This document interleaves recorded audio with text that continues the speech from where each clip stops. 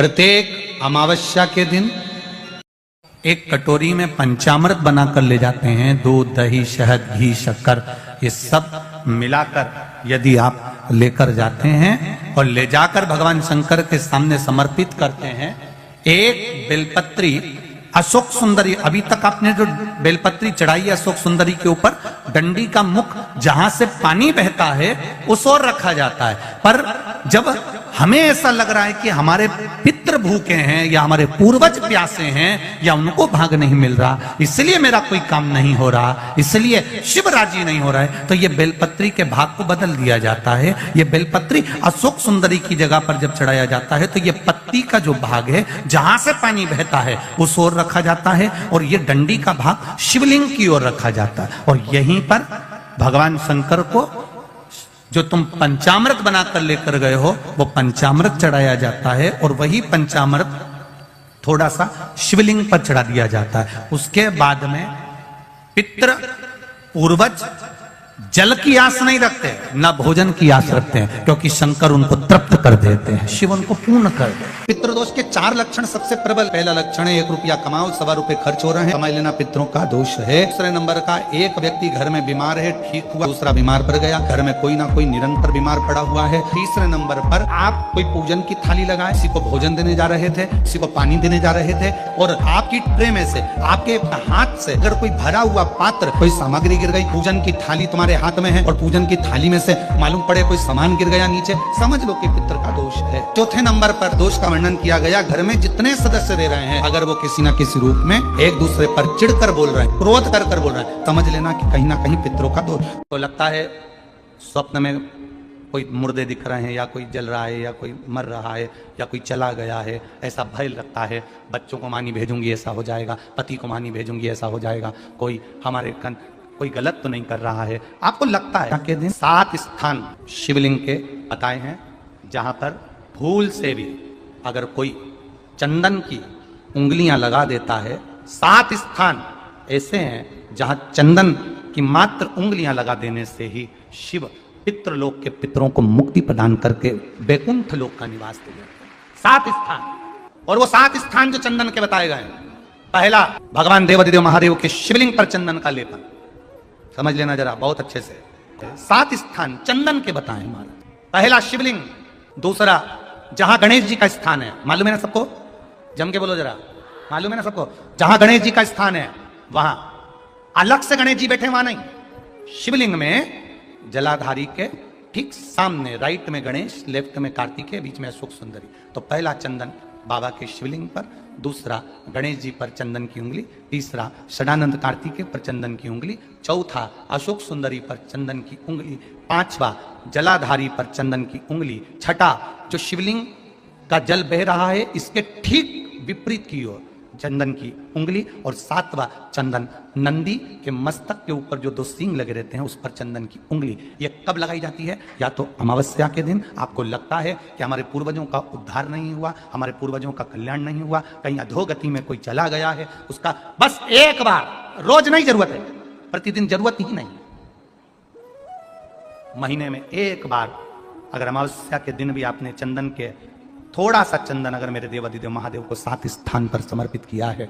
अशोक यहां पर वर्णन कर रही है, मैना, धन्या और कला की कथा कर रही है। तीनों ने सनकादि ऋषियों से मांगा। चंदन भगवान को अति प्रिय होता है और चंदन ही एक ऐसा होता है जो पितरों को भी प्रिय होता है, जिसका स्पर्श मात्र लगने से पूर्वजों का कल्याण हो जाता है, वो चंदन का 7 स्थान। घर में यदि क्लेश उत्पन्न हो जाता है, आपका धन, आपकी प्रॉपर्टी, आपकी जमीन, आपका प्लाट, आपका दुकान, आपका पैसा, यदि किसी ने कब्जा कर लिया और छोड़ नहीं रहा, प्रत्येक अमावस्या के दिन पीपल के वृक्ष के नीचे जाकर 2 दीप लगाइए घी के। दोनों दीप के सामने एक हल्दी का चावल, एक कुंकू का चावल का दाना रख दीजिए और स्वधा स्वधा स्वधा स्वधा 3 बार कह दो और स्मरण करो, हे हमारे कुलदेव, पितृदेव, शिवदेव, महादेव, कृपा कर कर मेरा जो जमीन है, मेरा जो धन है, मेरी जो प्रॉपर्टी है, मेरा पैसा, लोगों ने हथिया लिया, देते नहीं। अपना गोत्र बोलकर स्मरण कर कर बाबा मेरा धन मुझे वापिस ना कर दो। एक अमावस्या पर करो, फिर अगली अमावस्या करो, ऐसे 2-4 अमावस्या करोगे, जिसने ले रखा है वो खुद सोचेगा कि मुझे क्या हुआ, कि मुझे देना है, उसका पैसा चुकाना है, धन रखेगा नहीं। पितृ सुधा का नाम स्मरण करते से, जब हम सुधा सुधा सुधा सुधा कहते हैं, पितृ उसको स्वीकार करते हैं। जैसे अग्निदेव की धर्म पत्नी स्वाहा, क्या है, जम के बोलो जरा, स्वाहा।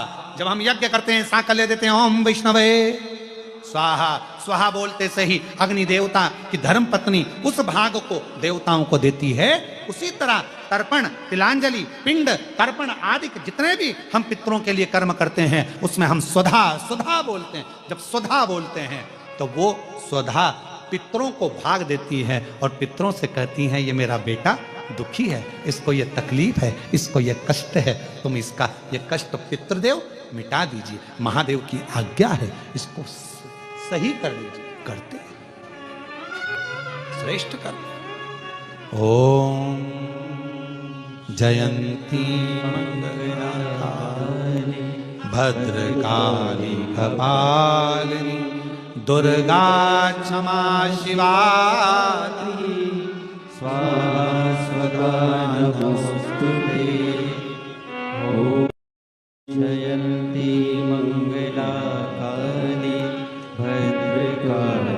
स्वधा का उच्चारण हमको सुख प्रदान करता है, स्वधा का उच्चारण हमें संपदा प्रदान करता है। अगर किसी व्यक्ति के जीवन में खो गया, कर्जे में डूब गया, कर्जा बहुत हो गया, पैसा चले गया, गाड़ी चली गई, मकान चले गया, सब गिरवे रखा गया, सब कुछ समाप्त हो गया, उसको प्रत्येक प्रदोष को, प्रत्येक अमावस्या को घी का दीप किसी भी पेड़ के नीचे, ये 5 वृक्ष बताए हैं पितृभाव के, उन 5 वृक्ष में से कहीं पर भी बड़, पीपल, आंवला, शमी, बेलपत्र आदि 5 वृक्ष में से किसी भी वृक्ष के नीचे प्रज्वलित करे और काम ना करे, उसका कर्जा चूकता ही है, चूकता। 4 कितना भी पितृदोष हो, कितना भी, बेटों की शादी नहीं हो रही, बेटियों का संबंध नहीं आ रहा, घर में क्लेश बना हुआ है, अशांति बनी हुई है, मानसिक टेंशन बना हुआ है, 1 रुपए कमाओ 1.25 रुपए खर्च हो रहा है, कोई समझ में नहीं आ रहा, कोई रास्ता नहीं सूझ रहा,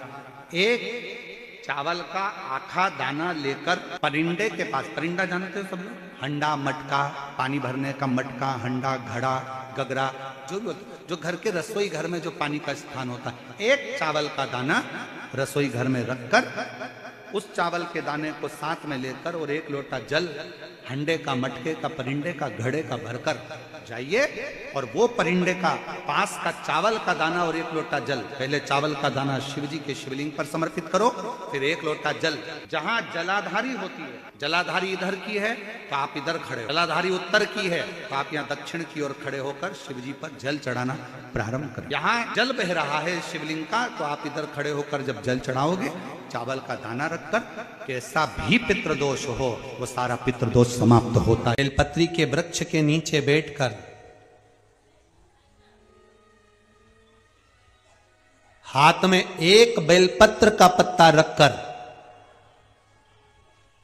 आप पंचाक्षर मंत्र नमः शिवाय, ओम नमः शिवाय या श्री शिवाय नमस्तुभ्यम या महामृत्युंजय मंत्र का स्मरण कर रहे हो, पर डंडी का भाग अपनी ओर, बेलपत्र की बीच वाली पत्ती का भाग बीच वाली उंगली की ओर रखकर अगर आप स्मरण कर रहे हैं और अपनी काम ना कर कर बेलपत्री के वृक्ष के नीचे बैठकर उस पत्ते को सम्मुख रखकर बाबा से विनय कर कर एकांत में उस बेलपत्री के वृक्ष की छांव में, बेलपत्री के वृक्ष की छांव आप काम ना कर कर उस पत्ते को शंकर भगवान के ऊपर समर्पित कर रहे हैं, तो ये जान कर रखें कि पार्वती और शिव का मिलन करवा रहे हैं और अपनी मनवांछित फल कामना पूर्ण करवा रहे हैं। क्योंकि शिव और पार्वती का जब मिलन होता है, शंकर पार्वती जब एक दूसरे के सम्मुख में होते हैं, शिव और पार्वती जब एक दूसरे के सामने अपने बच्चों के कारण एक दूसरे के सम्मुख में आते हैं, तो उनके चेहरे पर प्रसन्नता का भाव आ जाता। फल, मनवांचित फल की कामना, आप जिस कामना के लिए कर रहे हो, विवाह के लिए, नौकरी के लिए, सर्विस के लिए, व्यापार के लिए, रोग मुक्ति के लिए, आप जिस कामना से कर रहे हो, बस उससे कहा त्रिशूल को पकड़ते हैं, एक जगह से पकड़ते हैं कि 3 जगह से पकड़ते हैं? एक जगह से। त्रिशूल में नोक कितनी होती है? 3।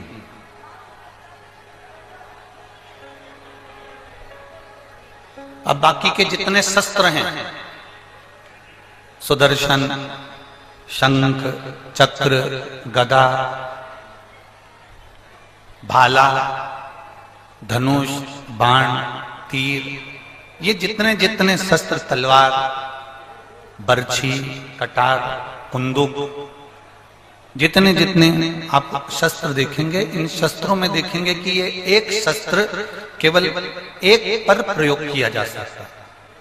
पर शिव महापुराण की कथा कहती है केवल एक त्रिशूल ऐसा होता है जिस त्रिशूल को एक जगह से पकड़ा जाता है और 3 पर उसका प्रहार कर दिया जाता है। उसी तरह शंकर का हम केवल एक अकेला नाम लेते हैं। आपने शिव का नाम लिया, आपने शंकर का भजन किया और शंकर भगवान ने तुम्हारे नाना पक्ष में, तुम्हारे दादा पक्ष में और तुम्हारे कुल में ना जाने कितनों को तीनों पक्ष में तार दिया है। वो शिव तत्व है, वो शंकर है, वो घड़ी है। बोल बम का नारा है, बाबा है, उसने तार दिया, उसने साथ। सर्ग संहिता कहती है और कूर्म पुराण कहती है, तुम्हारे घर में अगर सत्यनारायण जी की कथा हो रही है, तुम्हारे घर में शंकर जी का अभिषेक हो रहा है, तुम्हारे घर में पार्थिव शिवलिंग का निर्माण हो रहा है, तुम्हारे घर में अगर तुम कोई व्रत रख रही हो, तुम्हारे घर में कोई उपास कर रही हो, तुम्हारे घर में कोई उद्यापन हो रहा है, तुम्हारे घर में कोई अच्छा कार्य हो रहा है, तो ये करवाने वाला कोई दूसरा नहीं होता। इसको करवाने वाले तुम्हारे घर के पितृ होते हैं जो ऊपर बैठकर तुम्हारे घर में अच्छा कार्य कर रहे हैं।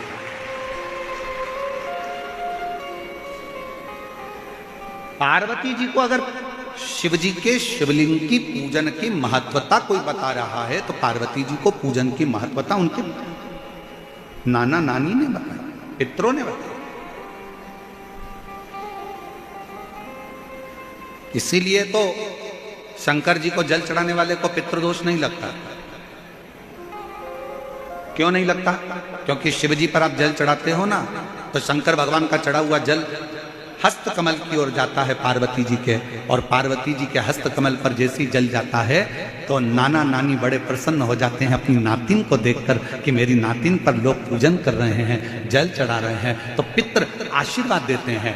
शंकर पर जल चढ़ाने पर 3 दोष समाप्त हो जाते हैं। पहले नंबर का वास्तु दोष, दूसरे नंबर का पितृ दोष और तीसरे नंबर का काल सर्प दोष। ये 3 दोष शिव पर जल चढ़ाने से समाप्त हो जाते। पितृ प्रसन्न होते हैं, पूर्वज आनंदित होते हैं। हमारे घर की बेटी आज शिव की आराधना कर रही है, हमारे घर की बेटियां हमारे शंकर की आराधना कर रहे हैं, शंकर की स्तुति कर रहे हैं।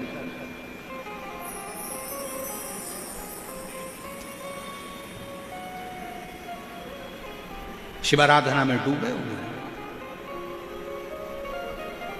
कितना भी पितृदोष हो, कितना भी,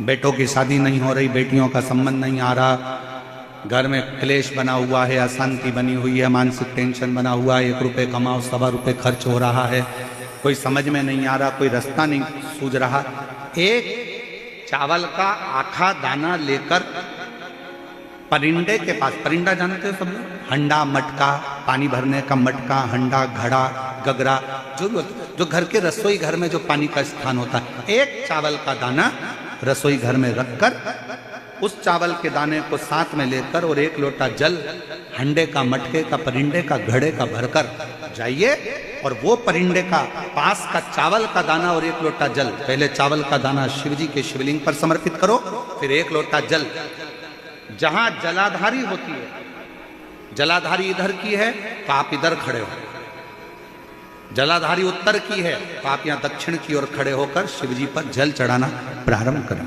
यहां जल बह रहा है शिवलिंग का, तो आप इधर खड़े होकर जब जल चढ़ाओगे, चावल का दाना रखकर, कैसा भी पितृदोष हो वो सारा पितृदोष समाप्त होता ही है और घर में शुभ कार्य होता है। पितरों की शांति का मूल क्रम है शंकर की स्तुति।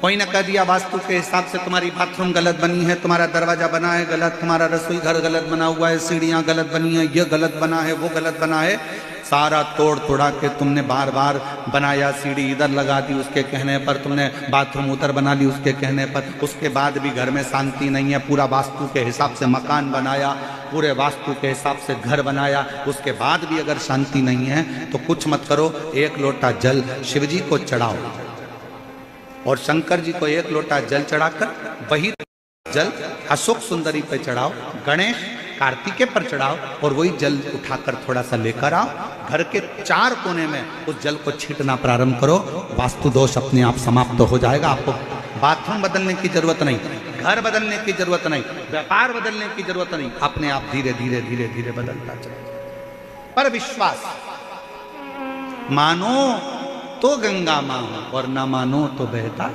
पानी। आप मानोगे तो गंगा जी है, ना मानो तो बहता पानी, आपके ऊपर निर्भर करता। इस घर में से एक लोटा जल देवाधिदेव महादेव को चढ़ाने के लिए निकलता है, घर के अंदर से एक लोटा जल निकलकर जब शंकर के मंदिर में जाता है, उसी समय पर 3 दोष उसके घर के समाप्त हो जाते हैं। पहले नंबर का, घर के अंदर से जल गया तो वास्तु दोष समाप्त हो गया। दूसरे नंबर पर, घर के रसोई घर में मटके में, हंडे में, टंकी में से जल गया तो पितृदोष शांत हो गया। और तीसरे नंबर पर, घर के अंदर से जब हम जल लेकर निकलते हैं, अपना दरवाजे से बाहर निकलते हैं शिव को जल चढ़ाने के लिए, तो काल सर्प दोष समाप्त हो जाता है। ये 3 दोष उसी क्षण समाप्त। हम कहते हैं लक्ष्मी आए तो मैं दान करूं, हम कहते हैं कि लक्ष्मी आएगी तो हम दान करेंगे, पैसा आएगा तो हम दान करेंगे, धर्म करेंगे, पुण्य। आप और हम कहते हैं कि लक्ष्मी आए तो हम दान करें, और लक्ष्मी कहती है कि तुम दान करो तो मैं आऊं। दोनों एक दूसरे का इंतजार करते हैं।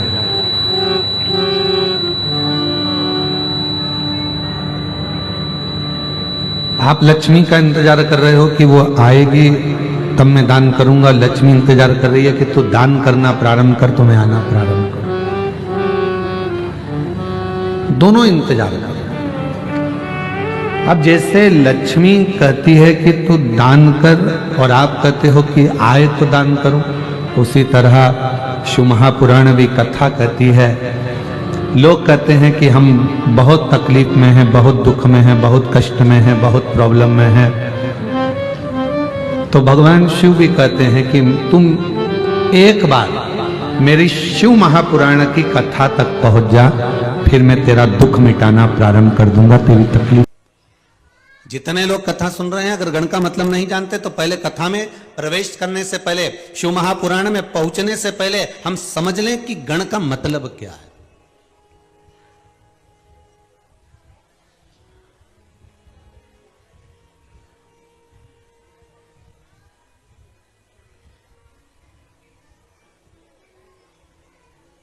श्री गणेश जी महाराज, उनका जब सिर कटा, मस्तक कटा, उनको काय का मुख लगाया?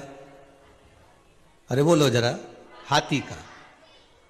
अब मुख अगर हाथी का लगा था तो उनका नाम होना था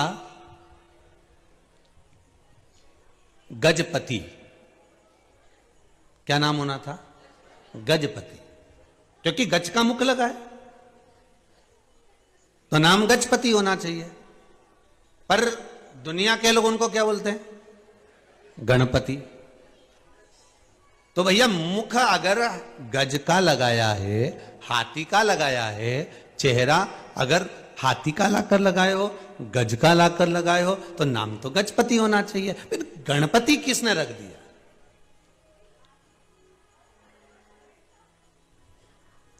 हाथी का मुख लगते ही तो गजपति नाम हो जाए। भाई हमारे यहां तो कई बहनों का नाम पूर्णिमा है, तो पूर्णिमा नाम क्यों रख दिया? तो क्या ये पूनम के दिन हुई थी, ठीक है, तो इसका नाम पूर्णिमा रख दिया। काली थी तो इसलिए इसका नाम काली रख दिया। ठीक है, हमारे यहां नाम बड़े बड़े विचित्र रखते हैं। अब ध्यान देना जरा गणेश जी के नाम की ओर हो। फिर किसी ने कहा साहब इसका नाम शांति क्यों रखा? जब जब पति, मतलब कुछ ना कुछ गणों का साथ यहां रहा होगा, इसलिए नाम। हाथी का मुख लगा था भगवान गणेश जी के जन्म के समय, जब हाथी का मुख लगा तो गजपति नाम होना चाहिए, पर नाम क्या रखा है? गणपति।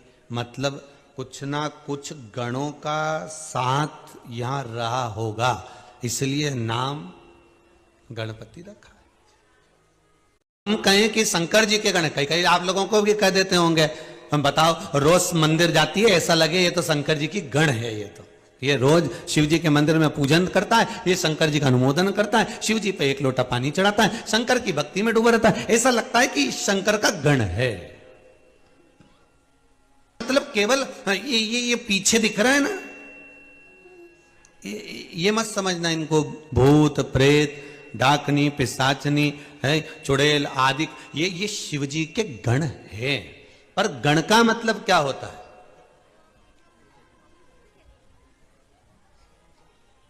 गण का मतलब है क्या? तो अब एक बहुत सुंदर सा प्रसंग है, बहुत ध्यान देना। भगवान विष्णु को शंकर जी का गण कहते हैं क्या? बोलते जाओ जरा दम से। जितने लोग आस्था के सामने बैठे हैं, जितने मोबाइल का गण बोलते हैं क्या? नहीं। इंद्र को बोलते हैं क्या? नहीं। वायुदेव, जल देव, वरुण देव, गरुण देव, किसी को शिव जी का गण नहीं कहा गया। रावण को शंकर जी का गण कहा गया क्या? नहीं, पार्षद कहा गया। महाराज, गण का मतलब क्या है? भगवान विष्णु को गण नहीं कहा गया, ब्रह्मदेव को गण नहीं कहा गया, इंद्र को गण नहीं कहा गया। गण का मतलब है भगवान शिव की रक्षा करने वाला, मित्र, सखा, बेस्ट फ्रेंड। समझ गए अपनी भाषा में? जो सखा है, मित्र भी है, द्वारपाल भी है, एक अच्छा मित्र, एक अच्छा सखा आपका गण है। सखा रहता हो, आपके साथ में कोई अच्छा व्यक्ति रहता हो, तो आप उसको भाषा में कह सकते हो ये मेरा गण है। गण मतलब मित्र है, ये मेरा सखा है, ये मेरा कभी बुरा नहीं देख सकता, ये मेरे खिलाफ जरा सा सुन नहीं सकता, एक शब्द भी जो शिव के लिए सुन नहीं सके, वो गण है।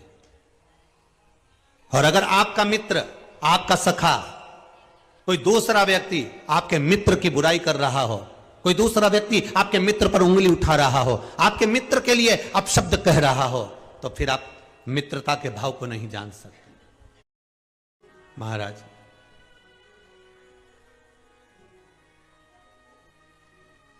गण का मतलब है भगवान शंकर का सखा। गण का मतलब है भगवान की रक्षा करने वाला।